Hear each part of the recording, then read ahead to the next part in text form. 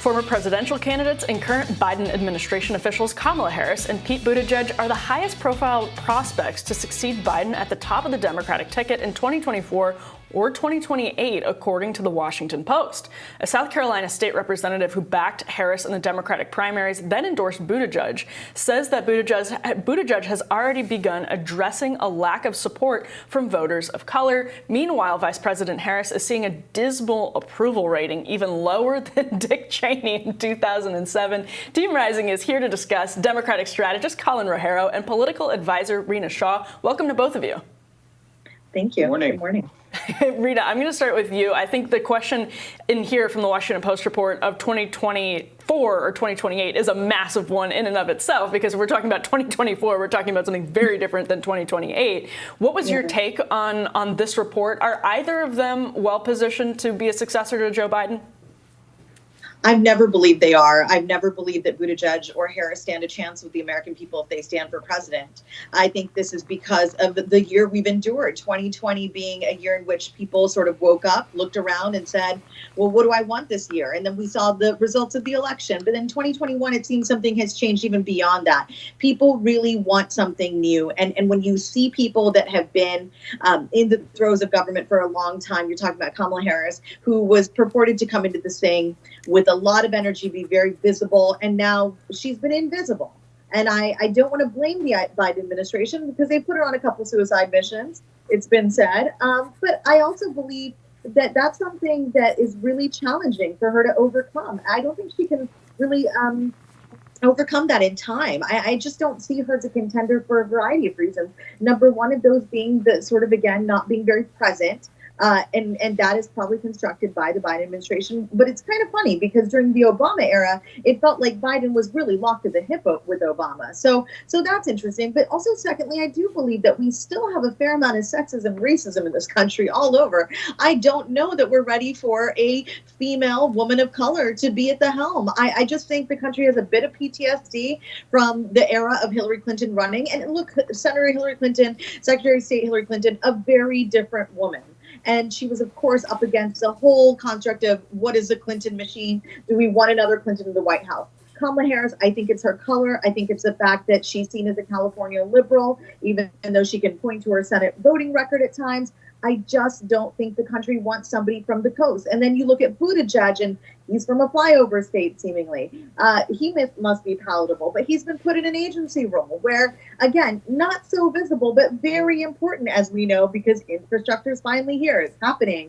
And I just don't know that Buttigieg has the time to also make up for what he might have lost in going off to an agency role. That's my real take on the two. I don't think they should be contenders. To Rena's point, though, Michelle Obama would probably, just coast to the nomination. So it can't be only identity. But Colin, Jacobin Magazine recently did this interesting survey where they put forward candidate profiles before thousands of people, rather than putting just straight issues and asking what issues they preferred. They gave them entire candidates combined with issues. And the candidate profile that performed the worst of any of them, from Democrats to Republicans, was what they defined as the, quote, woke moderate. Mm-hmm. And so this was somebody who used kind of social justice language in pushing a kind of moderate Democratic policy agenda. And so, Colin, it seems to me that Harris and Buttigieg both would kind of fit that category. And if the polling is accurate, that is the least popular candidate profile, what hope is there for either of them in a general election? Well, I think the Democrats have to do something very important, and that's not make the same mistake that we made in 2016 when we basically just anointed a candidate without a robust primary process, right? Certainly Bernie Sanders made a good run of it, but we have to let the Democratic primary voters decide who the next nominee is going to be and not let the party infrastructure dictate completely who it's going to be if Joe Biden decides he's not going to run again. Okay, yeah. I think that's the first and most important thing. I think secondarily, Rena's right. Women, especially women of color, have a much higher bar to try to jump over to be elected to a leadership position in this country. Not Congress, which is a different construct, but certainly to an executive leadership position. And that is a real challenge. I don't think that it's completely impossible for Kamala Harris to improve her image and put herself in a potentially winnable position going forward. But it has to be activated and done with a plan, right? She certainly has been sent on suicide missions. I mean, the one we just talked about, immigration, they sent Kamala down to the border to basically deal with a nearly impossible problem to rectify at this point in time. Okay. And they've put her at the forefront of voting rights, which is a very contentious issue, especially when you have 27 Republican-led legislatures who are passing actively laws to make voting more difficult for people. Okay. It's a very difficult series of challenges on both sides.